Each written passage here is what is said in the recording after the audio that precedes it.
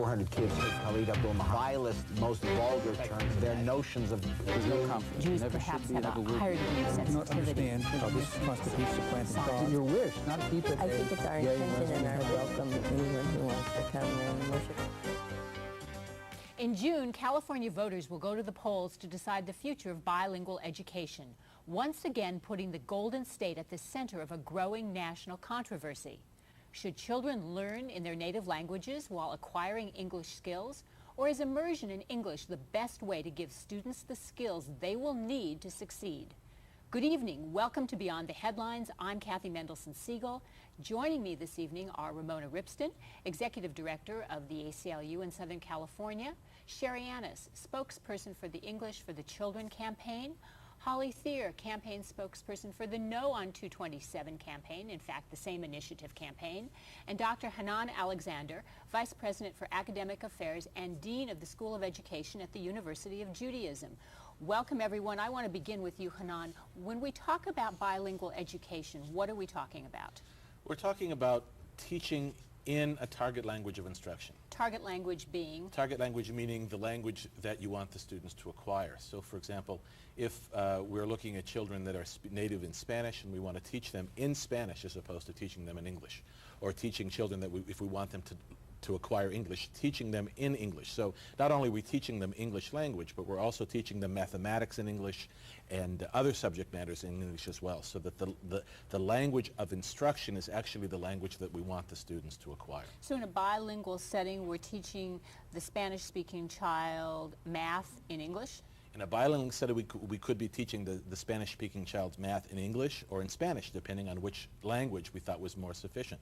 In the policy issue, for the most part, bilingual education in California has meant that we teach Spanish-speaking children in Spanish primarily so that they can acquire the skills that they need to acquire in mathematics, and then secondarily in English. And the debate, I think, that we're having is which is the better way for those young people to acquire those skills. Should they acquire the skills by teaching them in Spanish, which is the language they speak at home, or should we help them to acquire mathematical skills and other kinds of skills by teaching them in English, so that they, at the same time that they're acquiring those skills that they will need to succeed, they're also acquiring the English language? So it's fair to say that when we talk about bilingual education, what we're not talking about is teaching English as a second language to students who were born and learned to speak a first language other than English. What we're talking about is other academic skills and what language we teach those in. That's correct. We're teaching second language acquisition through some form of immersion. Ramona, in your experience, how successful are we in California in terms of using bilingual education? Well, a good bilingual education program should teach children English, if that's what they are desirous of learning, and at the same time keep them up to their grade level in subject matter. So that may mean that they should be taught subjects that they need to keep up to their grade level in a language they're familiar with, at the same time learning English. I think that California has probably not done a good job. First of all, the programs have been underfunded. There are 1.3 million children in Los Angeles whose native language is something other than English, and only 30% of them are in bilingual education classes. There is a profound shortage of teachers who can truly teach bilingual education. So I'm not here to defend bilingual education. I think if it's done well, it's probably a good idea. I'm here to talk about why this particular initiative will not do what it's cracked up to do. Well, we're going to talk about the initiative, which in California from time to time is affectionately referred to as the UNS Initiative, after Ron Unz, who is its author. But before we get to talking specifically about the UNS Initiative, Sheri, I want to ask you a question. Where does this movement to do away with the current form of bilingual education in California come from? Okay, a couple places. I just want to address real quickly what I believe what bilingual instruction has become in California, which is different throughout the United States. In California, bilingual education is generally native language instruction. So like you were saying, children who are immigrants or who were born here and have surnames or speak one language in the home are taught in their native language for between 5 and 7 years before being transitioned onto English. And that was the problem that was brought to our attention over a year ago, actually February of '96. There was a Latino boycott in downtown Los Angeles. A group of Latino parents boycotted their school until the administration agreed that their children could learn English. They had fought and asked, and the administration said absolutely not. You will be in bilingual programs learning Spanish. Frankly, the reason is because they receive extra funding for each child who remains in a bilingual program or who is not reclassified as English proficient. So from the perspective of the campaign and the initiative to change the nature of bilingual education in California, the moving factor was a group of unhappy parents who felt that their kids weren't being given English language tools. Correct. I have got to let you respond to that, Holly, because you are the spokesperson for the No on 227 campaign, which is, of course, the same initiative that Sheri is a spokesperson in support of, and ask where you see the problem with the initiative that is before the California voters, generally, as opposed to taking each paragraph. Certainly. There's several major problems. The first is that it's a $50 million a year big government spending program. An amazing statement, right? Yeah, I mean, what this proposition will do is it's going to take California's 1.38 million children out of their classroom, put them in one classroom for only 180 days. Absolutely. Well, hold on. Let's be sure that our listeners understand that we're not talking about putting 1.3 million kids all together in one large stadium for the year. That's not where you're headed. No, not one classroom, but it's going to take children of all different ages, all different cultural backgrounds, all different languages spoken, and the proposition does allow those children to be mixed in one classroom. It's going to give them only 180 days, 1 year. One school year. Right, one school year, and it's a sink or swim program. If they don't learn enough English in that year, they're out of the classroom, and they go into their mainstream classroom without getting a chance to acquire enough English to compete successfully. So some of them will and some of them won't. Well, all research shows that children do not pick it up within 180 days. Do not pick up a second language. English. It normally takes 3 to 7 years, basically, for them to pick it up. In addition, what the proposition does is it appropriates an additional $50 million a year that's taken out of the classroom, out of the schools, and given to adults who pledge to tutor a child in English. So we're using a private sector model, in essence, to provide additional tutoring instruction. That sounds a little bit like something that happens, Hanan, in Israel, where the Israeli government provides additional resources to children who are immigrant children when they move from the Ulpan program, the Israel form of language immersion, into the school system. Is it very different? Well, the Israeli program provides essentially a year of instruction to the immigrant child. And I think the research is correct that a year of instruction is probably not sufficient to enable a student to be sufficiently proficient in the language in order to be completely successful. One of the difficulties here is defining just how proficient the student has to be. And of course, we know that many people have differences of ability, so that some children will pick it up more rapidly than other children. And some people will never entirely pick it up. Well, that's true, although if you're dealing with children, that's probably less accurate, as the curve goes down very rapidly as the child grows, so that the younger child can learn the language much more easily than the child that's older. Say a 3 or a 4 or a 7-year-old child is going to have a much easier time acquiring the language than a 13 or a 14 or a 15-year-old child.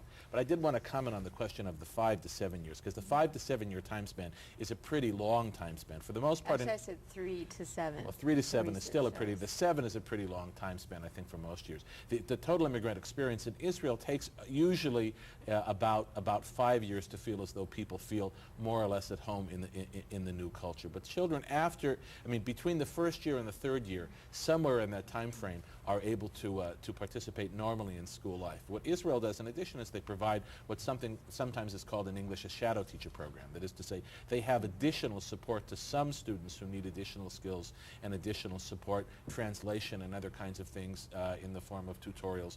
And they do this through a variety of different mechanisms funded by the Army and funded by the government and the Ministry of Absorption.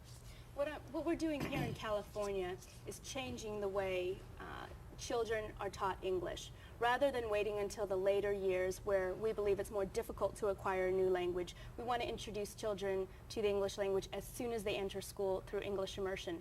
when English immersion is used, it's designed to take 1 year. Our initiative in particular says not normally to exceed 1 year because there are exceptions and some children will always fall behind, and so you want to make allowances for that. But English immersion is designed to introduce the child to the English language as soon as possible so that they can then be mainstreamed, so they won't be segregated for between 3 and 7 years. So that they can compete in an English language classroom. Ramona, what bothers you the most about the initiative? Well, several things. First of all, Sheri's definition of what bilingual education is wrong. She would make you believe that children entering California schools who are not proficient in English are taught solely in their native language. They get about a half hour of English per day. That is totally untrue. It is up to individual school districts to decide how children who are not fluent in English are to be taught. But you would certainly agree, Ramona, that there are many instances where there are children who are being taught predominantly in their native language. I'm not familiar with every bilingual program in this state. I am familiar with some. I'm familiar with some that have worked, and I'm familiar with many that have not. I'm not talking about working or not But let me just tell you about this initiative. But I want to dispel this notion that what we do is to put children in school and teach them in Spanish or Vietnamese or Chinese or Japanese. That is not what we're doing, Sheri. Well, you may say that. This initiative is, as Holly said, a sink or swim initiative. After 180 days or 1 school year, you don't get any further help as they do in Israel. It's either you do it or you don't do it. If you don't do it in 180 days, you get no further instruction in your native language. So furthermore, this $50 million, which Holly talked about, is given to anybody who comes along. There are no standards for people. The local school board anybody who distributes comes the money. along. That's not what the initiative And says. that's not what the That's initiative exactly is. what it No, says. I have it. I can read it to And you. you're also I have it. You're also incorrect that Well, kids will wait a be minute. Will placed you in let me all finish, different and then ages in I'll one let big you classroom. finish? Go I ahead, was go ahead. talking. That's fine. Go ahead, and I'd Kathy like to asked me to finish. respond. $50 million given to people who come along and say, I want to tutor children in their native language. There are no standards whatsoever. We're going to have a disagreement about the characterization of that $50 million, and I'm going to let Sheri jump in, but I can't leave something that you said, Ramona, totally unchallenged. You suggested that although you acknowledge you don't know about every bilingual program in the state, and there are many, and it's important to know that this is a decentralized operation in California and in most other states as well, where there isn't a state statute which then everybody follows in lockstep. You said that they've would change. You've said that there is really to the best of your knowledge, no teaching of children solely in Spanish, and I'm going to tell you that I can think of 3 cases for a fact where that's not true. So my guess is that the experience in California, and probably the experience in other states with large immigrant, non-English, native-speaking populations, is that we're going to find some of everything. Well, that may be true, Kathy, and I won't disagree with that. And we need to just acknowledge that one of the reasons that this issue has gotten so hot and bothered is that there is a great deal of unevenness in terms of how all of these programs are applied. But you wanted to pop in with something. I think it's important to understand the beginnings of bilingual education, that it was begun with very good intentions. In other words, children were placed in sink or swim situations. They were thrown into a mainstream English classroom without any extra assistance. And there needed to be a change. What we do now and what is required by law is that you do give children extra assistance in acquiring the English language. The question is how you give that assistance and for how long you give that assistance. So English immersion is different than submersion. Submersion means that you automatically place the child in a mainstream English language classroom. English immersion means that you give the child extra assistance in acquiring the English language. And that's through a lot of visuals, a lot of repetition. You can use the child's native language here and there to help them understand the English language. But basically, it's primarily taught in English so that the child hears it around them all the time, and that's the quickest and best way for them to acquire the English language. Fire away, Holli. I'd like to respond to that. Actually, under Proposition 227, it says that if a teacher speaks in any language other than English, the teacher can be sued. It absolutely does not say Could I that. please I'd like you finish? to show me where it says that. I will show you. It's in section 3.05. And it's the proposition. What you the know, initiative says is that excuse if me, you do not provide could the I child please with an finish? English language education, if you willfully and repeatedly I do not please provide that, finish? then Holli. you can be held liable. I think that what we're seeing is a certain amount of spinning on both sides, but why don't you finish? Actually, Again, I'd say we're seeing a lot of spinning. I would like to finish. That is exactly what the proposition says. It also says, and I have in front of me the official title and summary that's going to be on the ballot prepared by the Attorney General here in California. This is not I would prefer you not read the whole thing, or we'll I'm not have going time to. for any comments. This is not a campaign document. It says, quote, Proposition 227 appropriates $50 million per year for 10 years funding English instruction for individuals pledging to tutor a child in English. So this is clear that the money is going to individuals, not to school districts. We see that as a bad thing. It's going away from the schools, outside, away from children. We don't think that's going to teach children English. Well, not necessarily away from children, We if in fact the also- tutoring services We're were losing sight provided. of the core issue We here. also- Hanan, fire I mean, away. isn't the core issue intuitively, if you have an immigrant child, is it better to teach the immigrant child in English, or is it better to teach the immigrant child in their native language? Right. It seems to me intuitively, if we want the child to acquire English, you don't have to have a lot of research to say, teach the child English. And if you continue to teach the child Spanish or Vietnamese or Chinese, and they get Spanish, Vietnamese, and Chinese in school, and they get it at home, they're going to be much more slow to acquire English. It seems to me it's just sort of common sense to say that if you want to teach a person English, teach them in English. Well, I want to take that back to a sort of an interesting question, which we were all discussing before the show. We have such a different view in 1998 of language for immigrant children than we had in 1915 or 1920, when there were huge waves of immigration to the United States, largely non-English speaking people. What has changed? Hanan, what's changed? Well, I mean, in the early part of the century, America had what one scholar called sort of a one best system approach to education. There was one model. It was a primarily Anglo model. It was an English-speaking Protestant model, and basically everybody had to fit into that system. I don't think that anybody is arguing here that we need to go back to the one best system approach to education. We have gone past that. There's no question about it. We are a multicultural society. We believe that we have to honor and value the cultures of a whole variety of different peoples, both that live here and that are raised here and that come here from other shores. So we're not advocating a one best system approach by any stretch of the imagination. And in fact, that one best system approach, we have a whole lot of evidence that says that it just didn't work. A lot of immigrants succeeded, but oftentimes they succeeded despite the educational system and not because of it. What we're simply saying, and I think it's basically, I go back to the basic intuitive, which is if I want to teach a kid math, I should offer hours of instruction in math. If I want to teach a kid science, I should offer hours of instruction in science. And so too, if I want to teach a kid English, to offer them hours of instruction in Spanish doesn't seem to make much sense. I should teach them English. Well, I don't think we disagree about that. I mean, I think one of the problems with this initiative, with what's going on here in California, is that it will become the law of this state, that it will be impossible to change. You know, initiatives like Proposition 13 changed California, which was the property tax initiative, destroyed the school system here in California. And we had a wonderful school system. We were the tops in the country here in California. Proposition 13 changed all that.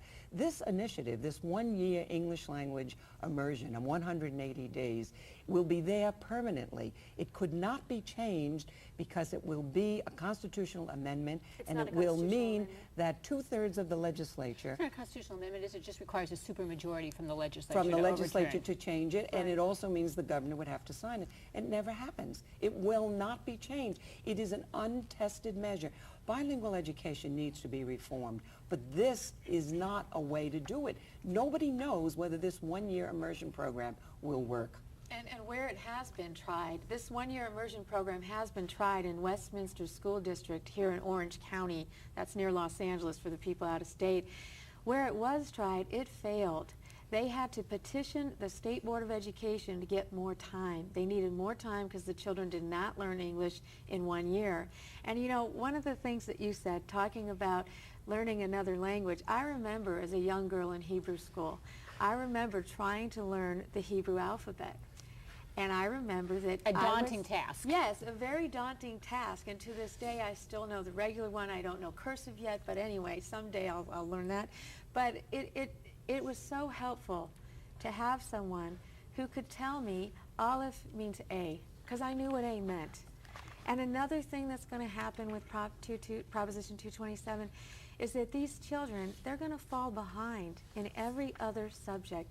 They're And we don't know that, do we? Yes, we do. How? We do not know. They're How do we only know that? going We to know be that. How do we taught- know it? How do we know It it, says Holly? it right in the No, initiative. no, no. How do we that know that they're going to fall behind? Because they'll be taught English for 180 days. They're going to mix up 5-year-olds So it's a and syllogism from your 13-year-olds. perspective. If A, then B always. No, no, it's not a syllogism. They're going to be taught English for 1 year. Right. Now, there are other subjects they're not going No, to be you taught. continue with math and you continue with science. Well, Our co-chair's actually, been it teaching it for doesn't 15 say years. that in the initiative. That's what English And immersion all we is. can go by is what's in the initiative, So, and they say they're so going it to strikes mix. me that one of the things that's going to happen out of this may be good for California, separate and apart from the issue of bilingual education, which is the whole discussion of the initiative process.